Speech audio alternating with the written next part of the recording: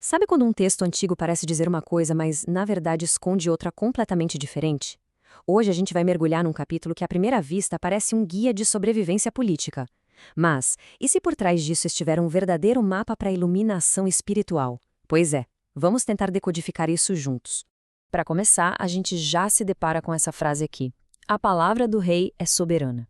Poxa, isso soa como uma ordem para se curvar a um tirano sem questionar, né? Uma ideia bem difícil de engolir hoje em dia. E essa é justamente a peça central do nosso quebra-cabeça. E é exatamente essa pergunta que vira o jogo. É a chave que pode abrir o capítulo inteiro. E se o autor não estivesse falando de um rei de carne e osso, mas de algo muito maior, muito mais profundo? Então, para encontrar a resposta, a gente precisa de uma lente diferente, sabe? E é aí que entram tradições como a maçonaria e a cabala, que são especialistas em ler símbolos. Elas nos oferecem uma perspectiva fascinante para reler esse texto e transformar o que parecia política no verdadeiro mapa da alma. E quando a gente usa essa lente, o contraste fica gritante. O rei deixa de ser um político para virar um símbolo do princípio divino criador, da consciência superior.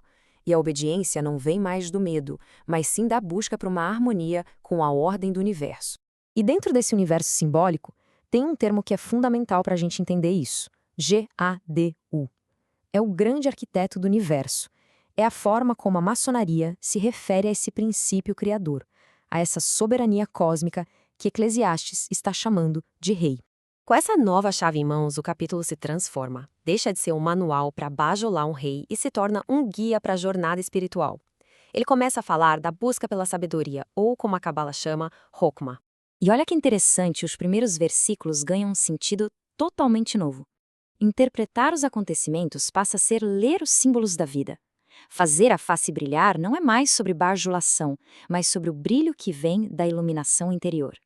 E obedecer ao rei é, na verdade, se alinhar com as leis do universo. E o texto não para por aí, não. Ele vai além e começa a descrever as próprias leis que governam a nossa existência. Conceitos como causa e efeito, o karma e a importância de agir na hora certa se tornam o centro da discussão. Essa frase aqui, nossa, ela é o coração da coisa. Ela fala sobre agir no momento certo, do jeito certo. Na Cabala, essa busca pelo equilíbrio perfeito tem a ver com a ideia de Tiferet, a beleza, a harmonia. A sabedoria não é só saber o que fazer, mas também quando e como fazer. E aí o texto nos dá um verdadeiro banho de humildade, né? Ele nos lembra que existem forças muito, mas muito maiores que o nosso ego. A gente não controla a natureza, não domina nem nosso próprio espírito por completo e, com certeza, não controla a morte. A grande lição aqui é sobre aceitar o karma, essa lei de causa e efeito que funciona muito além do nosso controle.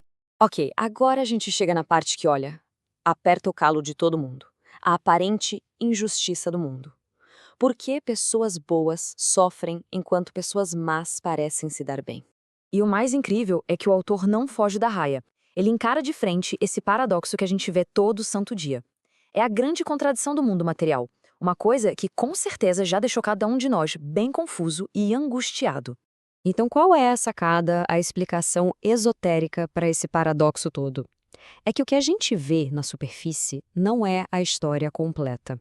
O que parece injustiça pode ser, na verdade, uma lição kármica complexa ou só uma visão limitada pela nossa perspectiva. É um convite para a gente olhar além do que parece óbvio. E na Cabala, esse nosso mundo, esse palco de dualidade de testes, tem um nome: Malkuth. Ele é visto como reino físico, o lugar onde a alma vem para aprender e evoluir, justamente passando por essas experiências. É como se fosse uma grande academia para o espírito. Certo? Então, diante de tanta complexidade, tanto mistério, qual é o conselho prático que o texto nos dá? A resposta é surpreendente. É sobre encontrar equilíbrio e gratidão na experiência de estar vivo. Simplesmente. Muita gente lê comer, beber e alegrar-se e pensa que é um convite para farra, né? Mas a interpretação esotérica vai muito, mas muito além. É sobre uma prática espiritual profunda. É sobre encontrar uma alegria consciente, ter gratidão pelo que nos sustenta e buscar o equilíbrio no meio do trabalho difícil, que aqui é a nossa jornada de crescimento. E assim a gente vai chegando no clímax da sabedoria deste capítulo. Depois de toda essa busca por entender, por decifrar, a lição final é sobre reconhecer os nossos próprios limites. E a conclusão é de uma honestidade brutal. Por mais que a mente humana se esforce, os planos do divino, o grande esquema das coisas, continuam sendo um mistério.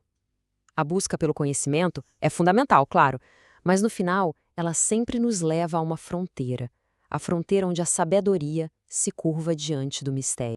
E isso nos deixa com aquela pergunta que ecoa, né? Será que o auge da sabedoria não é ter todas as respostas na ponta da língua, mas sim desenvolver a humildade e a paz de espírito para conviver com o mistério? Aceitar que somos parte de algo infinitamente maior do que a nossa capacidade de entender.